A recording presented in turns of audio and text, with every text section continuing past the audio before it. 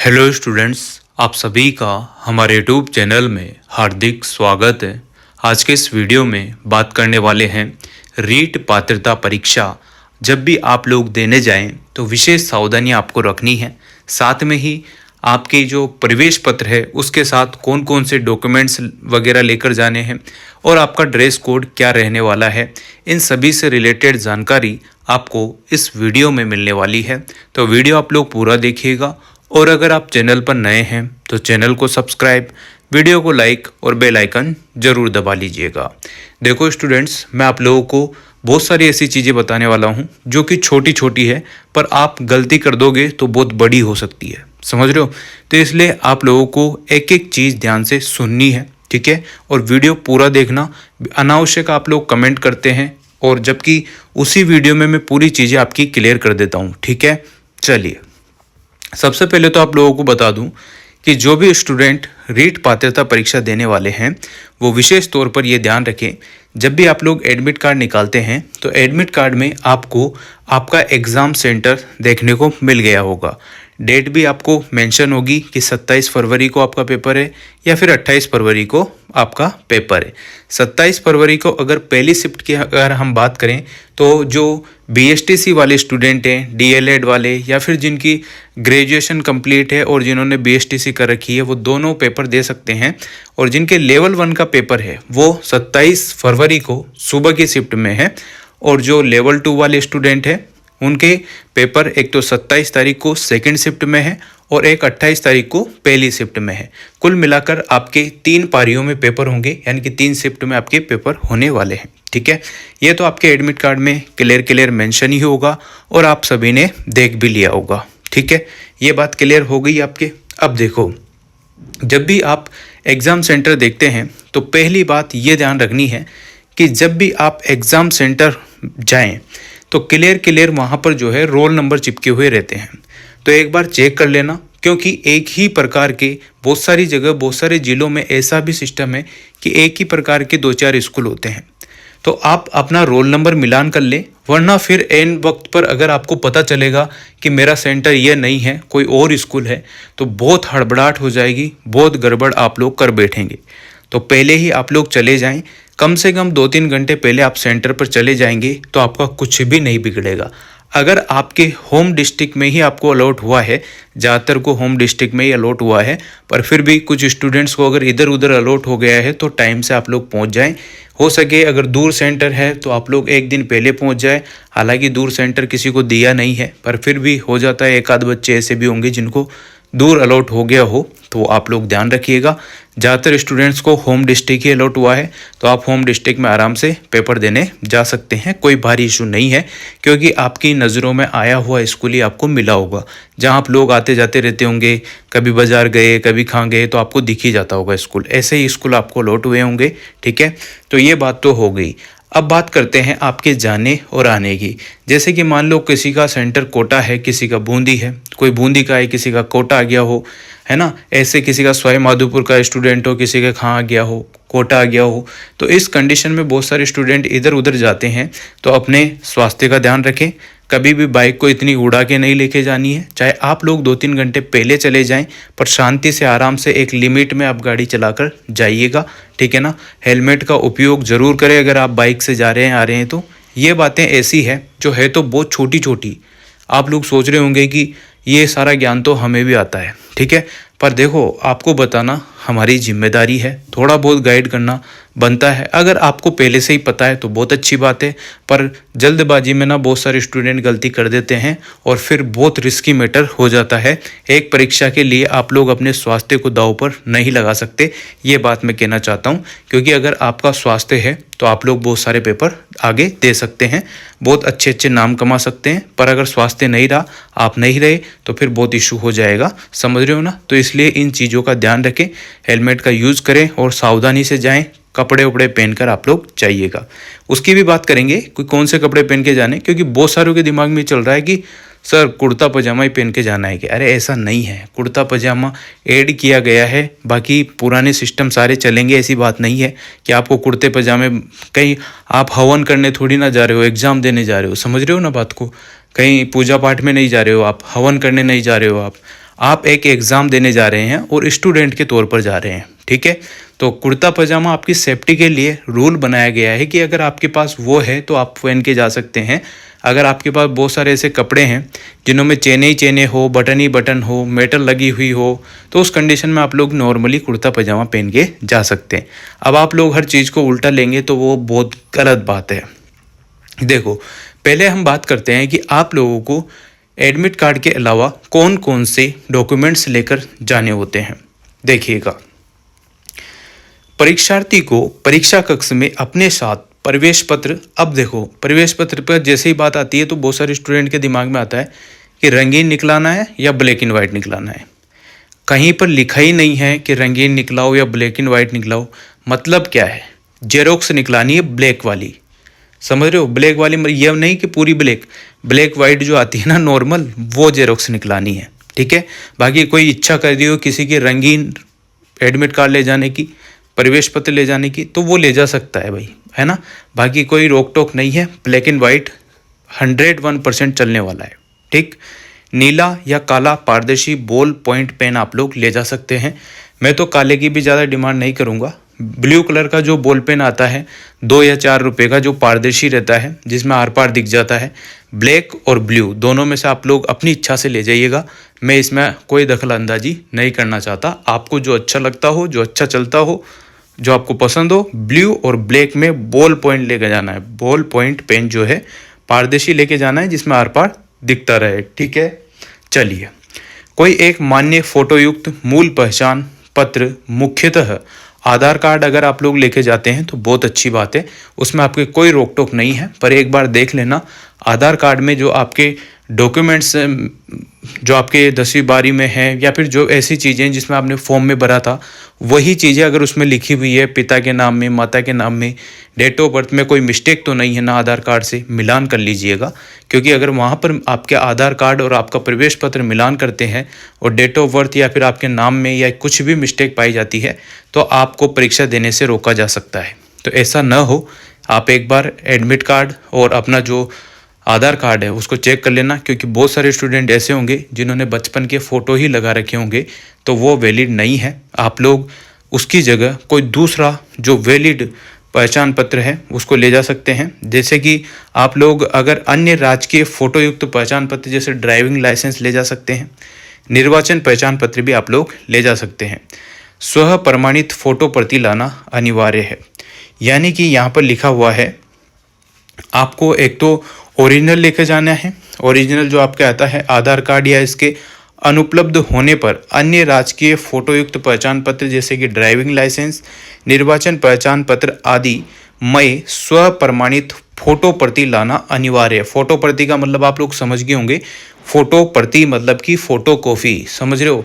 आपको ओरिजिनल भी लेके जाना है और साथ में ही आपके आधार कार्ड या जो भी आप डॉक्यूमेंट्स लेके जाते हैं उसकी जेरोक्स जरूर लेके जानी है, ठीक है। इसके अतिरिक्त अब आप लोग सोच रहे होंगे कि सर लेके जाएं कि नहीं लेके जाएं। देखो, लेके जाओगे तो फ़ायदा ही फ़ायदा है। कैसे, देखो, एक तो आपको ओरिजिनल आपका जो आईडी है, आधार कार्ड है या ड्राइविंग लाइसेंस जो भी आप लेके जा रहे हैं वो लेके जाना है। और एक आपका जो प्रवेश पत्र आपने डाउनलोड करा है उसको फ़ोटोकॉपी निकला के लेके जानी है। अब आप लोग देखना, जो आपका आधार कार्ड लेके जा रहे हैं तो आधार कार्ड की फ़ोटोकॉपी भी लेकर जाइएगा।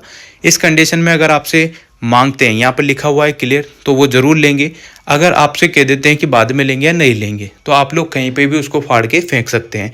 पर यहाँ पर क्लियर लिखा है कि फ़ोटो प्रति लाना अनिवार्य है, वो भी स्व प्रमाणित होनी चाहिए। मतलब कि सेल्फ अटेस्टेड यहाँ पर करनी है, तो वहाँ पर ही आप लोग साइन कर देना। आप तो फोटोकॉपी करा के ले जाइएगा अभी हाल फिलहाल तो, ठीक। इसके अतिरिक्त अन्य कोई सामग्री लाने की अनुमति नहीं होगी। यहाँ पर लिखा हुआ है इसके अतिरिक्त कोई भी सामग्री आपको नहीं लानी है। अब देखो क्या क्या लेके जानी है, ध्यान से सुनना। ई प्रवेश पत्र आपको लेके जाना है। आधार कार्ड, ड्राइविंग लाइसेंस में से कोई सी भी एक ले जा सकते हैं। उसके अलावा उसकी फ़ोटोकॉपी लेके जानी है। उसके अलावा आपको जो है पेन लेके जाने हैं, ब्लैक और ब्लू कलर के, ठीक है। और जो भी अगर आपको जो एडमिट कार्ड निकलाते हैं तो उसमें एक फ़ोटो वोटो की जगह हो तो वहाँ फ़ोटो चिपका लेना। और वहाँ पर जो भी चीज़ें लिखनी है उस एडमिट कार्ड में आप लोग लिख सकते हैं, अगर कुछ चीज़ें स्व प्रमाणित मांगी है तो। अगर नहीं मांगी है तो कोई बात है ही नहीं, है ना। और आप लोग फिर भी, यहाँ पर तो नहीं लिखा हुआ है पर फिर भी आपसे मैं कहना चाहता हूँ कि 2 पासवर्ड साइज फ़ोटो अवश्य लेकर जाएं। काम आए नहीं आए कोई मतलब नहीं है, 2 फोटो पासवर्ड साइज कम से कम लेकर जाना अनिवार्य है। अरे भाई अगर मान लो आपसे नहीं मांगे फ़ोटो तो क्या दिक्कत है आपको, आपकी जेब में पड़े रहेंगे, वापस आ जाएंगे। ऐसा तो ये नहीं कि वो चीटिंग के साधन हो तो आप नहीं ले जा सकते, ले जा सकते हो, कोई दिक्कत नहीं है। परीक्षा केंद्र पर आपको क्या क्या नहीं लेके जाना है इसकी बात सुनो ध्यान से। परीक्षा केंद्र पर आपको मोबाइल, कैलकुलेटर, ब्लूटूथ या फिर अन्य कोई इलेक्ट्रॉनिक उपकरण, घड़ी वगैरह, स्मार्ट वॉच, चश्मे वश्मे, जिसके नंबर का चश्मा है वो तो अलाउ है, बाकी जो काला धूप का ये चीज़ें नहीं लेके जानी है। आभूषण आपको नहीं लेके जाने हैं। अगर आपने कान में पहन रखा है, बहुत सारे लड़के भी कान में पहनते हैं, है ना, लड़कियां भी पहनती हैं, नाक में पहन रखा हो, कहीं और भी जगह कुछ भी मेटल का, गोल्ड का, सिल्वर का जो भी आपने पहन रखा है वो घर पर ही खोल के रख जाइएगा। मंगलसूत्र वगैरह सब चीज़ें आपको घर पर ही खोल के जानी है। कंडे डोरे जो भी आपके बंदरे हो सब, ठीक है। अगर वहीं पर खोलते हो तो आपके साथ जो भी आते हैं उनको बाहर पकड़ा सकते हो। ये चीज़ें तो आपकी समझ में आ गई। पर्स, हैंडबैग और डायरी इत्यादि लाना निषेध है, यानी कि मना है। परीक्षार्थी इस प्रकार की कोई सामग्री साथ लाता है तो उसे अपनी स्वयं की जिम्मेदारी पर परीक्षा केंद्र के बाहर रखना होगा। मतलब कि अगर आप कोई भी चीज़ें ले आए हैं तो आपकी कोई जिम्मेदारी सेंटर वालों की नहीं रहेगी। बहुत सारे सेंटर वाले जिम्मेदारी ले लेते हैं पर बहुत सारे नहीं लेंगे। आपकी जिम्मेदारी पर ही आप लोग ये चीज़ें लेकर जाइएगा, अगर लेकर जाते हैं तो। वैसे भी आपको एग्ज़ाम सेंटर में एंट्री नहीं मिलेगी अगर आप ये आभूषण वाभूषण पहन के जाते हैं, मोबाइल लेके जाते हैं तो। इनको आपको बाहर बैग में रख के, बहुत सारी जगह तो क्या है सेंटर बना देते हैं तो वहाँ पर आप लोग रख सकते हैं। बहुत सारी जगह क्या होता है पेड़ के नीचे फेंकना पड़ता है, कहीं फेंकना पड़ता है, तो खुद की रिस्क है, ठीक है। चलिए इसके बाद बात करते हैं, परीक्षार्थी इस प्रकार की कोई सामग्री साथ लाता है तो उसे अपनी स्वयं की जिम्मेदारी पर परीक्षा केंद्र के बाहर रखना होगा। परीक्षा केंद्र पर इन वस्तुओं को रखने और सुरक्षा की कोई व्यवस्था की जिम्मेदारी नहीं होगी, ठीक है ना। जैसा कि मैंने अभी बता ही दिया कि खुद की रिस्क पर आप लोग लेकर जाइएगा। इसके बाद लिखा हुआ है कि परीक्षार्थी का परीक्षा केंद्र पर परीक्षा प्रारंभ होने के 2 घंटा पूर्व पहुंचना अपेक्षित है ताकि पुलिस द्वारा फ्री स्कैनिंग आदि समय से की जा सके। मतलब कि आपको जो है, जैसे कि आपका पेपर, आपका मान लो 9 बजे आपका पेपर है तो आपको कम से कम 7 बजे से पहले पहले पहुंच जाना है, ठीक है।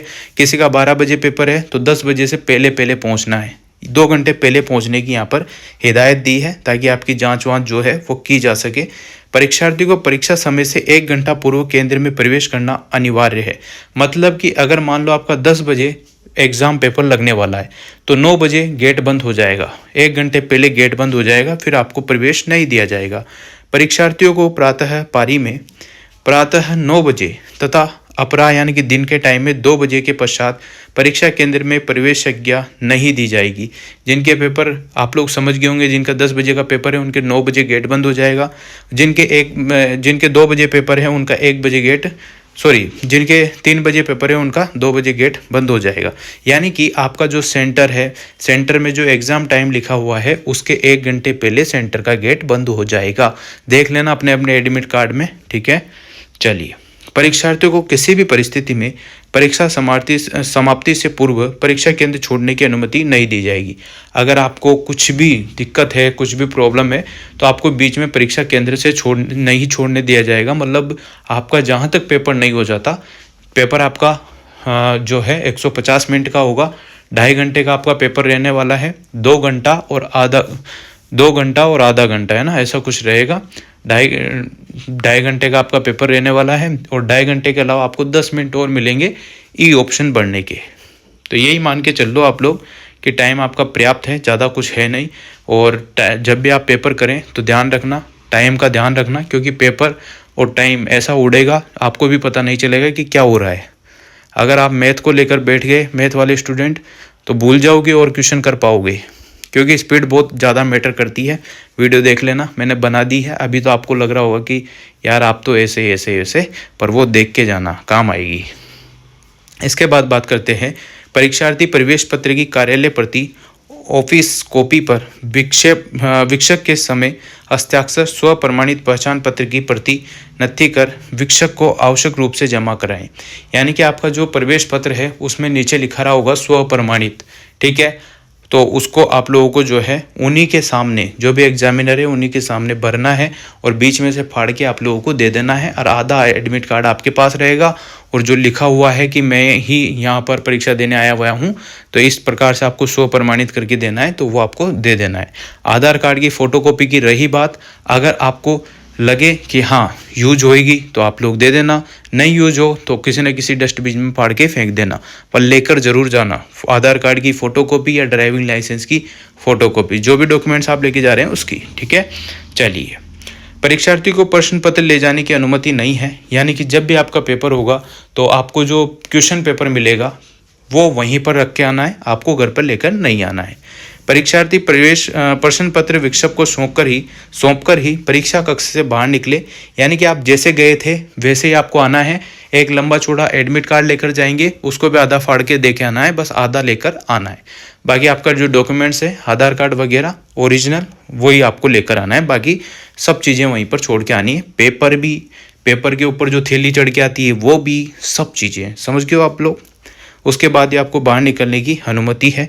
परीक्षार्थी OMR की मूल प्रति शिक्षक को जमा कराकर केवल OMR की अभ्यर्थी प्रति ही ले जा सकते हैं, मतलब जो कार्बन कॉपी है वो आपको दे देंगे, बाकी वो रख लेंगे, वो तो रखेंगे ही सही, वरना फिर चेक कैसे करेंगे, समझ रहे हो। परीक्षार्थी को देखो ड्रेस कोड आपको बता देता हूँ, बहुत इंपॉर्टेंट है। अब बहुत सारे स्टूडेंट ना ऐसे ऐसे कमेंट करते हैं कि सर मेरे आधी बाहों का कुर्ता है, पूरी बाहों का कुर्ता है। अरे भाई तुम रीट का एग्ज़ाम देने आ गए हो, थोड़ा सा जो मैं बता रहा हूँ उस पर भी ध्यान दे लिया करो। आप इधर उधर की वीडियो देखते हो, इससे अच्छा कि अभी एग्ज़ाम टाइम तो कम से कम ध्यान से देख लो, है ना। अब आप लोग ऐसे कमेंट करोगे तो फिर अच्छा नहीं लगता है। सीधी सी बात है, जब मैं बता रहा हूँ तो उस हिसाब से आपको पहन के जाना है। देखिएगा, अगर आप परीक्षार्थी हैं, परीक्षार्थी तो है ही सही आप, तभी तो परीक्षा दे रहे हैं। देखो शर्ट या टी शर्ट आप लोग पहन के जा सकते हैं, कुर्ता कुर्ती, कुर्ता और कुर्ती, समझ रहे हो ना। कुर्ती जो है बॉयज़ नहीं पहनेंगे, गर्ल्स पहनेगी, समझ रहे हो। क्योंकि बहुत सारे अभी कमेंट करेंगे कि सर कुर्ता कुर्ती कौन सी पहनूं, ये बहुत सारा मैटर है ना। तो देखो शर्ट पहन सकते हो, टी शर्ट पहन सकते हो आप लोग। अगर आपके पास कुर्ता है तो कुर्ता पहन सकते हो, कुर्ती पहन सकते हो। बिना जेब वाली अगर आपकी गर्म जर्सी है, स्वेटर है जिसमें बटन नहीं लगे हुए हैं या फिर कोई भी मेटल की चीज़ नहीं लगी हुई है, कुछ लिखा हुआ नहीं है, तो वो पहन सकते हैं। पैरों में पतले सोल की चप्पल पहन सकते हैं। सैंडल पहनना अनुमत होगा, है ना। सैंडल नहीं पहन सकते हो आप लोग, सॉरी सैंडल और चप्पल पहन सकते हो, जूते नहीं पहन सकते हो। अब ये नया ऐड कर दिया है इन्होंने, क्योंकि अब क्या है सर्दी चली गई है तो जूते हटा दिए गए हैं। ओनली स्लीपर या चप्पल पहन के जा सकते हो। आप जूते भी पहन के जाओगे तो सेंटर के बाहर खुला लेंगे, कोई विशेष बात नहीं है, ऐसी घबराने वाली आवश्यकता नहीं है कि ऐसा और वैसा। चप्पल भी पहन के जाओगे तो वो कौन से अंदर पहन के जाने देते हैं, बाहर ही खुला लेते हैं सब। तो जूते भी बाहर खोल सकते हो, कोई ऐसा विशेष इशू नहीं है कि मैं पहन जाऊंगा तो मुझे बाहर कर देंगे, ऐसा नहीं है। चप्पल और सैंडल पहन के जा सकते हो। जब इन्होंने क्लियर यहाँ पर चप्पल और सैंडल पहनना बताया है तो ये पहन के क्यों नहीं जाने देते, अंदर बैठने क्यों नहीं देते। आप देखना, आपका जो रूम है सेंटर में, जो रूम मिला है आपको अलॉट हुआ है, उसके जस्ट बाहर ही आपसे खुला लेते हैं। इसमें तो क्लियर लिखा हुआ है कि चप्पल और सैंडल पहन के जा सकते हो। वेशभूषा में किसी भी प्रकार के मेटल से बने चेन बटन आदि का उपयोग अनुमत नहीं होगा, यानी कि वही भारी वारी चीज़ें नहीं पहन के जानी है आपको, नॉर्मल पहन के जाना है। स्वेटर वेटर पहन के जाओ तो पहन जाना, नहीं तो गर्मी लगने लग जाती है। तो आप लोग नॉर्मल ही जा सकते हो। ज़्यादातर होम डिस्ट्रिक्ट अलॉट हुआ है तो आराम से आप लोग जो है यहाँ पर शर्ट टी शर्ट पहन के जा सकते हो, कोई दिक्कत नहीं है। पूरी बाहों का आधी बाहों का जो भी है, शर्ट का मतलब पूरी बाहीं होती है, टी शर्ट का मतलब आधी बाह होती है, सीधी सी बात है। और ज़्यादातर मैं आपको रिकमेंड करूँगा टी शर्ट ही पहन के जाना, क्योंकि नए नए नियम कायदे हैं, पता चले कि आपकी पूरी बाह की शर्ट का कुछ छेड़े कर दे, तो इस वजह से या तो हाफ आस्तीन की पहन जाना या टी शर्ट पहन जाना, या फिर कोई कुर्ता पहन जाना, भाई कुर्ती पहन जाना, जो भी पहन के जाओ आप नॉर्मल। अब इन्होंने पेंट वेंट की तो कहा ही नहीं है, तो इसका मतलब क्या है? आधी अधूरी गाइडलाइन है यार ये तो। देखो आपको ना नॉर्मल फॉर्मल कपड़े आप पहन के जा सकते हैं, जैसे कि फॉर्मल आपकी पैंट होती है वो पहन जा सकते हैं, जीन्स विन्स भी पहन के जा सकते हैं, पर उनमें ज़्यादा बटन वटन नहीं होना चाहिए, नॉर्मल होनी चाहिए, ऐसा कुछ है यहाँ पर।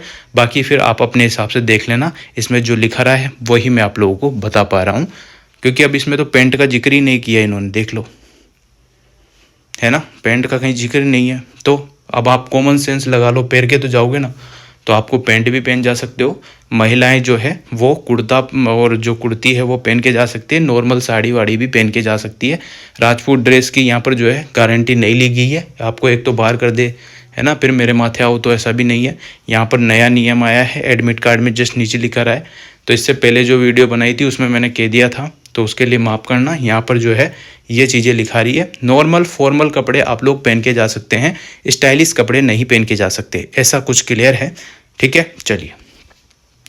परीक्षार्थी को अनुचित साधन का उपयोग करते पाए जाने पर विधि के प्रावधान के तहत कार्रवाई की जाएगी। बिल्कुल। प्रश्न पत्र हल करने के उपरांत अभ्यर्थी अनिवार्य रूप से OMR आंसर शीट्स जांच लें कि समस्त प्रश्नों के एक विकल्प गोला भर दिया है। इसके लिए भी निर्धारित 10 मिनट का समय मिलेगा। यानी कि अगर आप लोगों के 150 क्वेश्चन आते हैं 150 मिनट में, तो आप लोगों को OMR शीट भरते टाइम देख लेना है कि कौन कौन सा क्वेश्चन आपने छोड़ दिए हो, तो उसमें ई ऑप्शन जरूर भर दें। 10 मिनट आपको मिलेंगे ई ऑप्शन भरने के। अगर आपको लगता है कि ई ऑप्शन नहीं भरना है, नेगेटिव मार्किंग नहीं है, मैं तो ABCD में से ही भरूंगा, तो उस 10 मिनट में आप लोग कोई सा भी गोला भर दो। ठीक है, कोई फर्क नहीं पड़ता, ये सब तो है ना। पर ई ऑप्शन अगर कुछ भी नहीं भर रहे हो तो ई ऑप्शन जरूर भरना, वरना आपकी नेगेटिव मार्किंग हो जाएगी। तो ये कहने का मतलब ये है कि 150 में से 150 क्वेश्चन के गोले भर के जरूर आना। ठीक। अब देखो, नियमानुसार आवश्यकता वाले विशेष योग्य जन को इस परीक्षा में 50 मिनट का अतिरिक्त समय दिया हुआ 50 मिनट अतिरिक्त मिलेंगे। जो भी दिव्यांग जन हैं, जिन्हों को फिजिकल हैंडीकैप की जो कैटेगरी में स्टूडेंट आते हैं, उनको एक्स्ट्रा टाइम यहाँ पर 50 मिनट और मिलेगा, ऐसा कुछ लिखा हुआ है। अब देखो भाई, ड्रेस कोड में आप लोग कंफ्यूज हो गए होंगे ना, बिल्कुल हुए होंगे। इससे रिलेटेड मैं आप लोगों के लिए एक वीडियो लेकर आऊँगा, उस वीडियो को आप देखना ध्यान से, तो आप लोगों के जितने भी डाउट है ड्रेस कोड से संबंधित वो क्लियर हो जाएंगे। उम्मीद करता हूँ आप लोगों को जानकारी अच्छी लगी होगी। और ये जानकारी मैंने अपने मन से नहीं बनाई है, ये जानकारी आप लोगों के एडमिट कार्ड के हिसाब से ही मैं आपको बता पा रहा हूँ, है ना। जो राजस्थान माध्यमिक शिक्षा बोर्ड की तरफ से जो गाइडलाइन आई है, जो इंस्ट्रक्शन आए हैं, वही मैंने पढ़कर आप लोगों को सुनाए हैं। ठीक है, उम्मीद करता हूँ आप लोगों को वीडियो अच्छी लगी होगी। वीडियो अच्छी लगी हो तो like, comment, share and subscribe. Thanks for watching. Wish you all the best.